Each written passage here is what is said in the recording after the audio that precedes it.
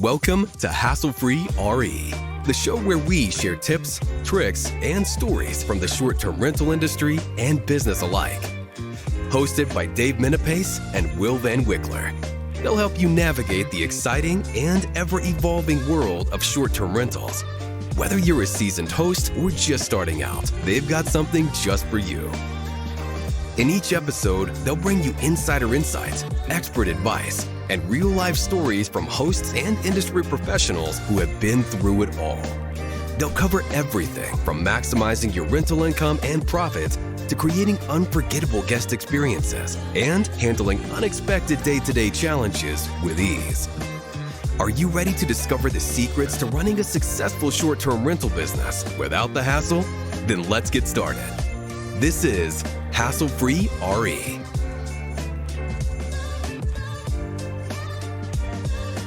Hello, and welcome. We've been on vacation, but welcome to another episode of Hassle-Free RE. I'm Dave Menapace, joined here by New England's #1 real estate agent. I'm saying that now. I'm getting the whole short-term rental thing out of here.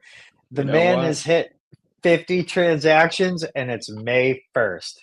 Kid's crushing it. Mr. Will Van Wickler, how are you, buddy? I'm doing great, man. I'm getting fired up after that little speech there.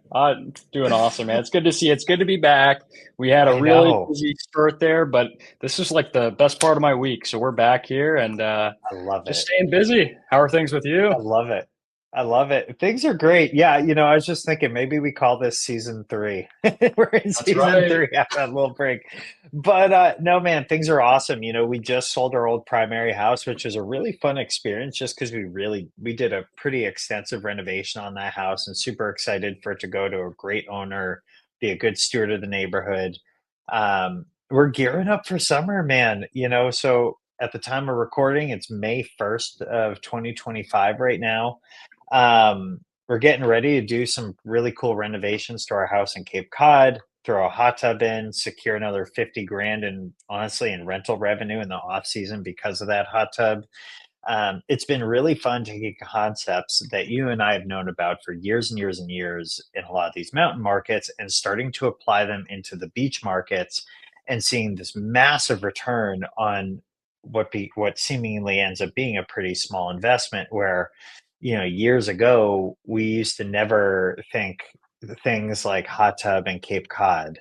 And now all of a sudden it's the key to like a massive, massive influx of cash for people. So it's just really fun working through that, exploring that data and executing on it on behalf of our owners.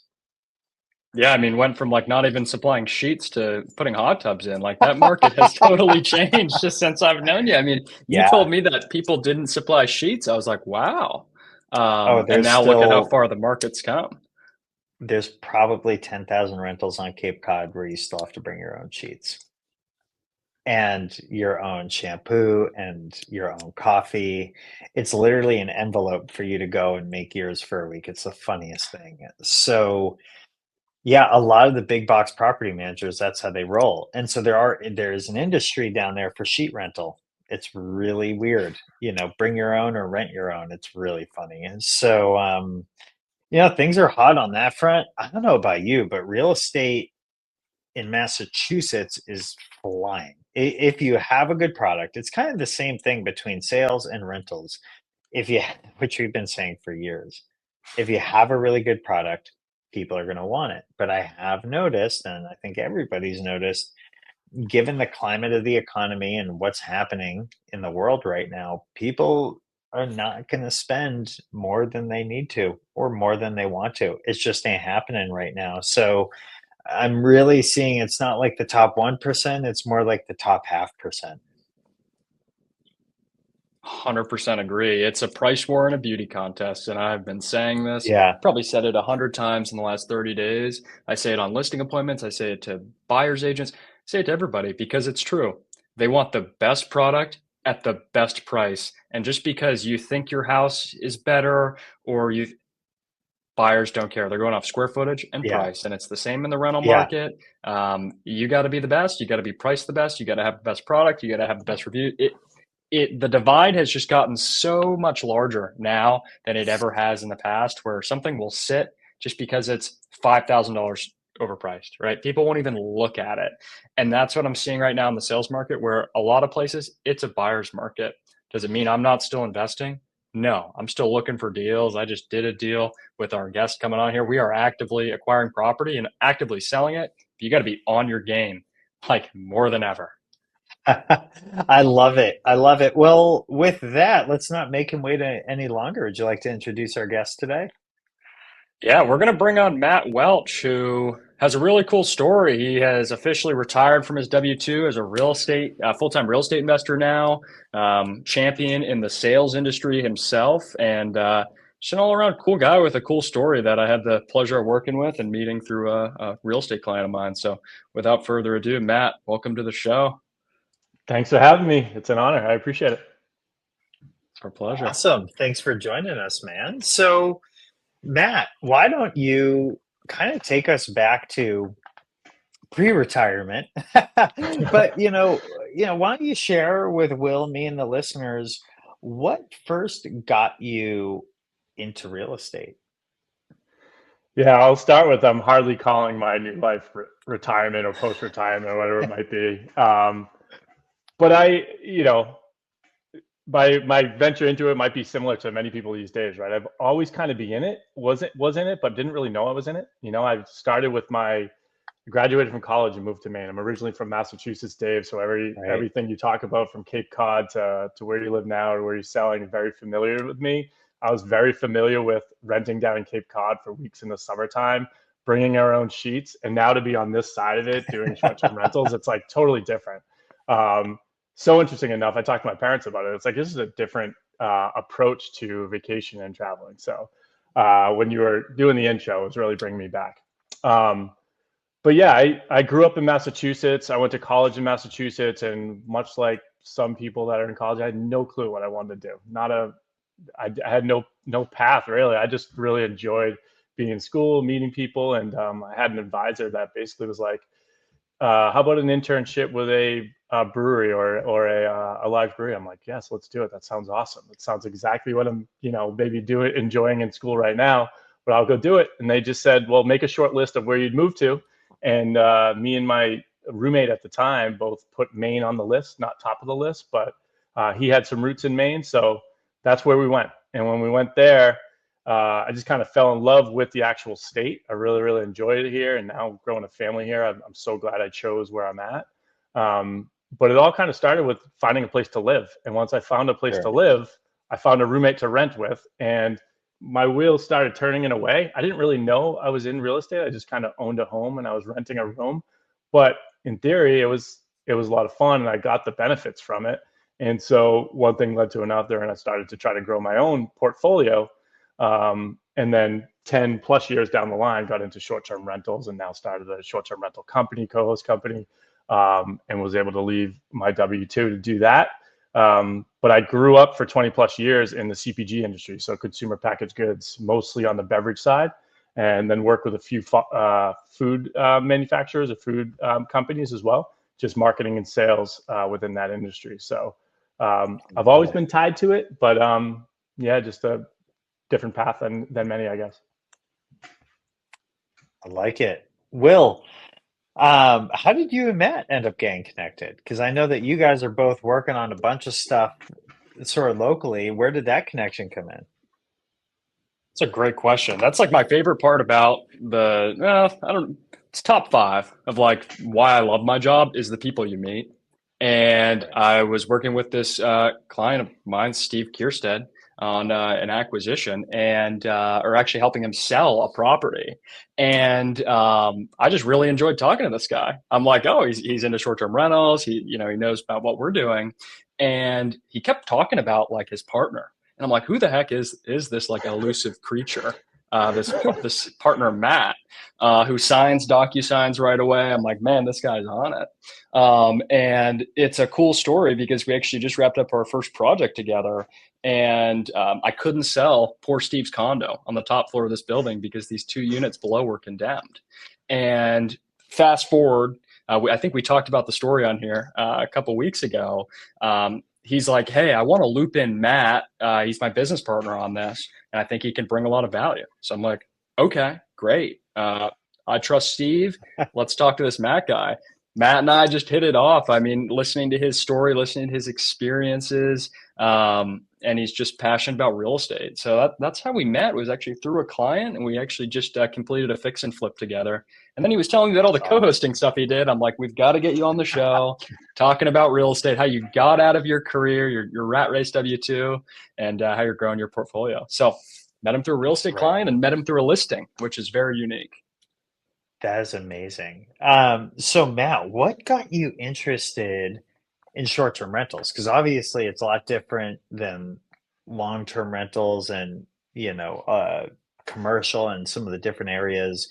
What drew you to the industry of hospitality? I think, good question and good summary, Will, of how we met. I'd like to hear your side of it someday. It doesn't have to be on here.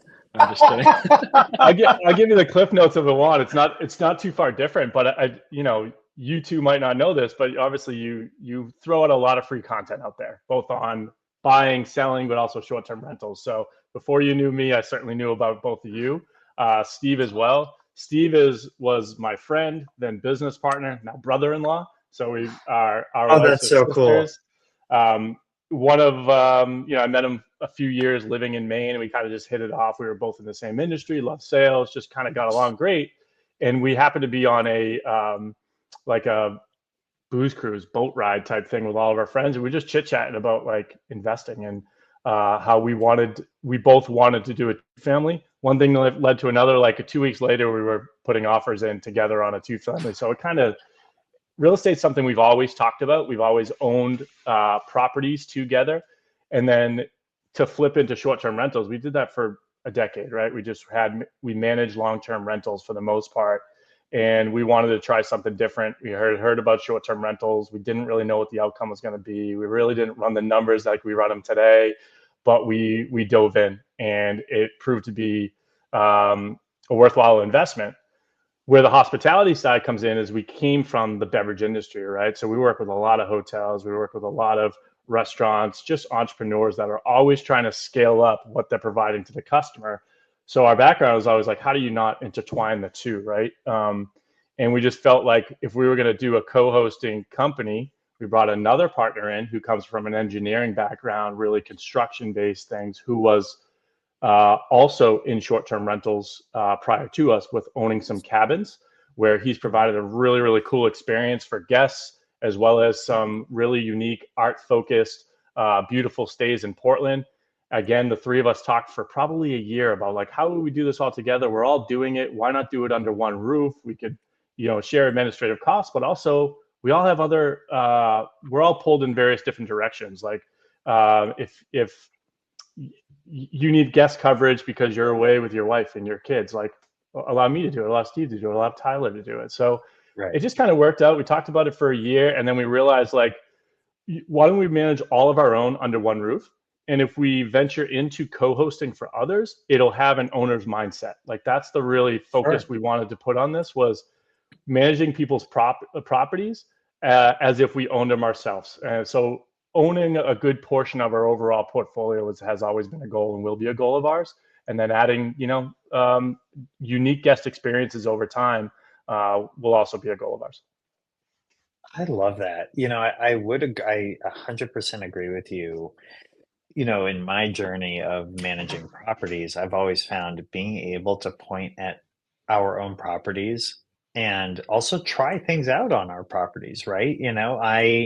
I'll never forget when there was a lot of hype around getting rid of cleaning fees up at Sunday River. I was like, well, I'll take a swing getting rid of it on my property for a month and see if I like it. Didn't like it, so I put it back. But like, just different aspects of the business and in the industry, you can really pressure test on your own properties, and it makes it so there's no guesswork when you're managing somebody else's. And then you also discover things you would like to implement for your own, right? So for example, we had these really high-end towels at the houses that we managed or that we owned, and every single guest loved them. But the problem was we're always replacing them, right? Like white towels, they get dirty, they get ruined quick. And so then we signed up with Safely, tried it out, and we're like, oh, this is great. Everything's getting replaced really easily now. sweet, let's roll this out, and so it just, I totally agree with you in that having the opportunity to own something gives you really easy and helpful use cases when you're in the sales process of acquiring more management clients. I couldn't agree more. I think that's a very similar approach to what we take. Like, make sure it works. There's so many people you can learn from out there. There's so many recommendations and suggestions. But if you can try it on your own, you can really come with like, this is what we did and this was the outcome, good or bad. We try to share because they're not all going to work. But we do try to try it within our own. And luckily enough, between the three of us or combined joint ventures or just kind of investing together, we have enough that we can kind of scale like number of bedrooms, amenities, you name it. So it's been helpful. That's awesome. I'd be curious to hear about the makeup of the portfolio today and markets. Everybody's always concerned about where people are investing, what markets are hot. So where has your focus been? And then how did you figure out what markets you wanted to be in? Because you guys are pretty focused today. I guess, yeah, if you consider Maine focused, right? But we are 100% Maine. We do stretch out, but it is truly based on our personal geographies, like where we live. So we go from York Beach all the way to Stockton Springs. Stockton Springs just north of Searsport or Belfast. And that just comes from, we all came with our own portfolios. So Steve and I owned some units down in York Beach. Well, you're familiar with those ones. And our business partner, Tyler, owned those cabins up in Stockton Springs where he lives. So we live in the Portland-based area, which is kind of right in the middle of the two. And we kind of grew our portfolios collectively around that. So Portland, Old Orchard, Saco, Westbrook, Gorham, Standish is really the meat and the potatoes of it in terms of like volume and number of listings. But some of the real cool projects are on the outskirts of those, including just north of where Tyler has his cabins. We're building a property together that's going to be beautiful, right on the water, right on Penobscot Bay. Can't wait to feature that kind of picturesque Airbnb that when you get into this industry and you're like, all right, this is where I want to get to. We can't wait. That project's underway and hopefully we'll be done in June timeframe. So we'll be able to get some listings out here this summer. But yeah, it's kind of expanded, but it is Maine. It feels at times when, you got to go do something. You got to go down to York. You got to go to Stockton Springs. That's a long ride to like break up your day. But it's still in Maine. All of them can be, we can drive to each of them or someone's relatively close. How many, like amongst you three, in total, how many units are you guys co-managing with each other? So we have, it might be wrong with the exact number, about 33 listings, 34 listings in total. Just shy of 25 of them are our own listings in general. And then we have the rest are co-hosts from awesome people, all word of mouth so far. We really haven't advertised for it because we want to make sure we're doing this right. We're trying to take on the listings that are going to make sense for us. So, but we've had some really cool partners that have come in that allow us to co-host their properties. And again, they kind of vary in location and size and uniqueness, but about 33, 34 listings. Nice. What is, you don't have to answer this if you don't want, but what's your personal favorite market out of all the ones that you have places? I'm not going to answer that. No, I'm just kidding. That's a tough question, honestly, because today I went out to Standish, and I'm reminded when I go out there, I'm like, what an awesome spot. Yesterday I was down in York with Will, and I'm like, such a cool spot. I do a couple things differently, but when you're down there, it's a beautiful place. So I guess I put myself in a guest perspective of like what they want to do. Maine has so many cool things to offer. If you want nightlife and you want restaurants and you want food and you want arts, you want Portland, you want nightlife and restaurants and music and art, I'm going to send you to Portland, right? Like that way you can walk, you can be in one of our spots down there. If you want to relax on the beach, we have a few different options. Old Orchard Beach, in my opinion, has been good. The beach is absolutely beautiful. There's a lot of changes that have happened, in my opinion, that are really, really cool for the area. You'll see newer properties going up that are touching on all the amenities that you're talking about. And I think it's bringing different people that haven't vacationed here before, which I think is great. But there's also the York Beaches, Wells, Kennebunks of the world that are absolutely gorgeous to stay at. So I didn't answer your question directly, but it's a tough question. No, it's all good. Yeah, no, I feel similarly, right? You know, because we're in Cape Cod, we're also south of Boston, Right. South Shore area. We have some in Saco. Just took on a lake house up. Oh, it's Belgrade escaping me. Lakes. Yes, Beautiful, up that way. great pond home in Belgrade. Yeah, insane home. And then, yeah, then about 15, 16 houses up by Sunday River. Awesome. And they each have something different to offer, but it's also why I love this industry is like going to each of those different areas is always really fun. And there's always something interesting. And you always just get a different perspective. And one of the value adds of being in different markets is you can take ideas for amenities or design or different concepts, and you can take ideas from certain markets and bring them into markets that haven't seen those ideas yet. And a lot of what Will and I were describing of like the Cape Cod stuff that we're doing right now, that you asked me 2 years ago, it would not be my recommendation to do the things that I'm, full pedal on the gas right now for. I echo exactly what you said in the pre-show and kind of what you're referring to here. Old Orchard Beach, I think, has some similarities in Cape Cod, where hot tub was not, an amenity that you would have on any property. But for us, in the last couple of years in doing this, they're our most booked properties by far. Whether or not the guest uses it or not, it's kind of nice to have, and it certainly extends the season. So that's been great. We are in the process of testing out saunas, which obviously are a known amenity within Airbnb, but in locations that may not, the guest doesn't really expect them to be there. So I agree with everything you just said, and we're trying all those things out within reason, within the property, but anything that helps you stand out in the market that you're in. Yeah, and I'll say Matt's a crazy person like us. I mean, I pulled up to check out his multi in Old Orchard, and they were putting a sauna on a second floor deck. I was like, wow. Awesome. That's unique, and I'm sure you'll see the return on that, and I'll be very interested to hear how that works out. But I'm like, that's thinking outside of the box, because it really goes 2 layers deep, right?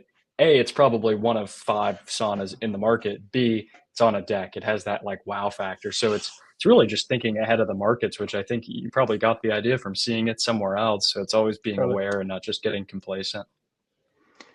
Absolutely. Yeah, I'm interested in seeing the returns on it as well, because it's obviously a project to get it up there. But I agree. You got to work with what you have. I think those are the amenities that scream people want to stay at your property. And then you got to find a place to put it that's also private and inviting, and people are going to enjoy. So we hope so. It's interesting. I'm at the property right now in a different location, and I keep looking up there. I'm like, I really hope people are going to love this. So we'll see. Sure they will. I'm sure they will. As we round the corner on the story, I do want to hear what gave you the confidence to leave your W-2 sales job. Great job. You're crushing it. You have tenure in the industry, great income, to kind of dive into. I was playing with the retirement thing. I mean, you work a lot of hours. You're always hustling. But what gave you that confidence to say, hey, I'm leaving the stability and I'm going to do my own thing at a young age? Yeah, I would say the team around me, my family, my wife, my kids who are young, they didn't really know, but they're obviously very supportive of it. My business partners who have proven that we can do this. And if we want to do it at scale, someone's really going to kind of dive in. I will say I had a little bit of confidence that I had the ability to still work with some other brands within the CPG category. So I still run a consulting company in that space, where a portion of my week and a portion of my time is doing sales and marketing for consumer packaged goods, beverage brands, food brands. And that's been a lot of fun, honestly. For 20 plus years in it, I'm hopefully able to give them some history of like what crossroads they might meet as they're starting to develop a brand.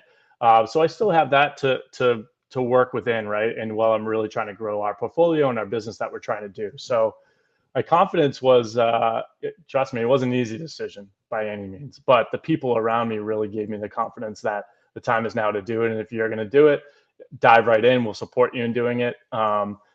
Meeting people like yourself has been very helpful. Like when I dove in a year and a half ago, did I think we'd be doing a flip within a year? Absolutely not. Did I think I'd be building a really cool property that I've always wanted to build up in Stockton Springs, an area I had no clue about? Absolutely not. But as the opportunities come about, you find the right people to work with, and you take a risk and you jump in. And while we haven't sold those condos yet, I feel really good about where they're at. I love the process and I learned a ton, and maybe I'd tweak it. Maybe you take the good and the bad from it, right? Like, would you do it differently? Yeah, always speed it up. Like, I do it faster, but it was awesome. But all the things that have come in the last year plus have been amazing. Still learning, still making sure this is going to work out. The goal would be for Days Away Rentals, our company, our co-hosting company, to be uber successful and continue to grow our portfolio. But I battle with that confidence every day in terms of like where are we going to take this. But it would be very hard if I didn't have the supporting cast around me. I love it. Yeah, what they say, luck is when opportunity meets preparedness.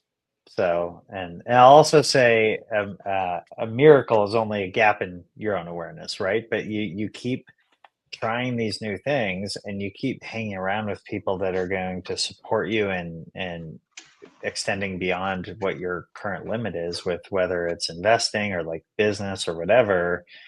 You're going to keep continuing to accomplish things, and then it's no surprise when you look backwards at all of your successes and you're like, oh yeah, it's made perfect sense. I made that decision to have coffee with that person. It led to this opportunity.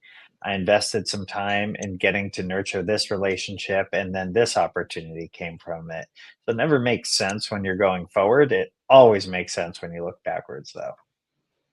I agree. And thank God for all the work, all the stuff that's out there. Like I said, you both as individuals put a lot of content out there. It's free content. You take what you want to use, and you still listen to everything else and learn from it. There's so much out there. If you want to learn about something, it is available. A lot of it is free, or you go pay for it for the advice you want to get. That also provides a lot of confidence. There's a lot of mentors out there that don't even know they're mentors to me. Like there's just so much out there.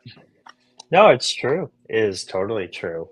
So, what I found, especially in this like world of entrepreneurship, and always having just like this really clear goal of like what I want to accomplish each year. You know what I mean? And it's interesting. Then you get ideas that sort of speed that up. We just took on the management of our first hotel, and something told me earlier this week, like, we're not exiting 2025 without buying a hotel. You know what I mean? So it's like we've been not moving that direction with our management company, but we've been exploring it. You know what I mean? And that's been really, really cool. Do you think for your management company you want to stay in Maine, or, like, how does that kind of look? And what would, if you're coming to the end of 2026, what would, a year and a half from now, what would success look like for you with what you're trying to accomplish? Yeah, it's a really good question. I would say 2024 was the year for us to kind of what's going to make us efficient. So doing all the research, getting all the data, having all the resources in-house that was going to kind of just make us glue, make us connect, make it work, right?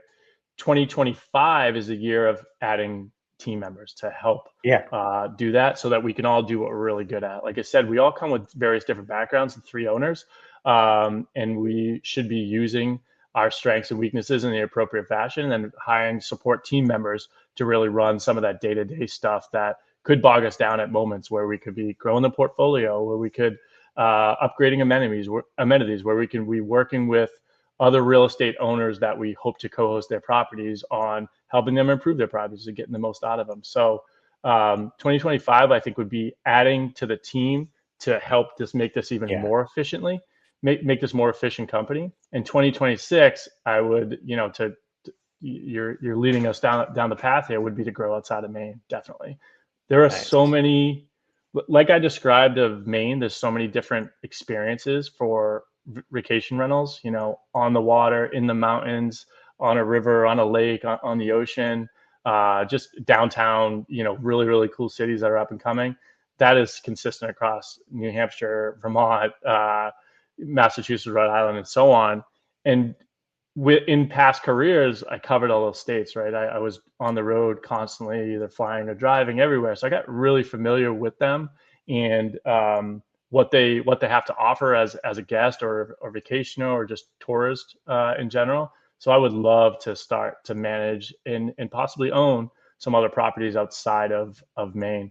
I think New England as a whole now, but who knows? If the opportunity comes up for another part of the country that's really, really cool, we would never not look at it. My partners are pretty open about that. We send, as you probably do, have a gazillion different text threads going on of like, look at this, look at that. Is this a possibility? We have a reality set in at certain times, like, can we manage this? But we're open to anything. But I certainly think outside of the state of Maine, within 2026 would be a goal of ours. Take it. And dig it. New England's fun because I feel like, and you never want to get too cocky, but once you know how to do what you're doing, like I'm doing transactions in New Hampshire this year. I'll close 10 to 15 deals in New Hampshire. Have I spent a lot of time in New Hampshire? No, but can I still service people? Yes, because it's all the same. You just got to build your team. And I don't know, it kind of gets you out of the rat race, I think, of like, you're starting over, but you know so much more now. We're like, Dave, it's not like you spent a lot of time in Saco, but you're able to figure it out. And it was probably a little bit of fun, like meeting new people, walking new properties. So I think like the expansion into New England, I'm so grateful that we're located where we are, where we can do stuff like that, where there's some states like people in Texas, right? It's like, hey, that's what you get. All the houses are the same. Pretty far. All the towns are the same. You're stuck, landlocked. So. It takes, oh my goodness, it takes a full day to drive across that state. Yeah. Oh gosh. I love it. I love it. Well, Matt, this has been pretty cool. Here's one thing, as we sort of start to round out, if somebody wants to invest with you or have you manage one of their properties, get in touch with you, connect with you, what would be the best way for someone to get a hold of you? Yeah, you can, website right there. You see my name there, www.daysaway.rentals right there. It has all of our social links, which we check as well. You can always email me at matt@daysaway.rentals.com. We'd love to connect. I mean, if it makes sense for both of us, we hopefully can form a partnership and co-host a property. In terms of investing, we've always, it's come to us or we meet the right partner, but we're always open to opportunities. Like they're so different. There's so many different ways to work within real estate these days. And I've learned that just, over time. It's not just you have to have a 2-family, you have to manage it yourself, or you have to live in one side and rent out the other. There's so many opportunities to be involved in this. And that's what makes it so exciting. So yeah, any of those ways is perfectly acceptable to reach out. I love it. I love it. Will, what you got going on, man? Any houses to sell? What do you got listed? What states at this point? we got houses to sell, man. We're Vermont, New Hampshire, Maine, doing a lot of deals in New Hampshire, like I said. We've got some really good inventory coming this summer. In good vacation rental markets. I'm seeing really good deals right now. It's like the year of seller concessions. I said that last year. It's the season 2 of really good buyer deals where we're putting crazy stuff together and a lot of new builds too. But it's exciting stuff. What about you, man? Lakes, you got mountains, you got it all, dude. It's awesome. We're hitting it all. Awesome. Yeah. Really anywhere across New England, specifically, Cape Cod, Sunday River, South Shore, any of those areas. If you're looking for management, we're here for it. And specifically too, if you know anyone in your family who owns a hotel, doesn't want to manage it anymore, wants to sell it, give me a holler, DaveMenapace.com. We can connect. So with that, gentlemen, this has been lovely. Great having you on, Matt. Will, great seeing you. Happy investing. Happy real estate. See you next week. And that's a wrap for this episode of Hassle-Free RE. We hope you found today's tips and stories as inspiring and useful as I did. Remember, success in the short-term rental industry is all about learning, adapting, and staying one step ahead. If you enjoyed the show, please take a moment to leave us a review or comment on your favorite platform. Your feedback helps us improve and reach more listeners like you. Plus, we'd love to hear your thoughts and any topics you'd like us to cover in future episodes. Don't forget to subscribe so you never miss an episode. And follow us at Hassle-Free RE on social media for more tips and updates. Thanks for tuning in. And until next time, keep it hassle-free.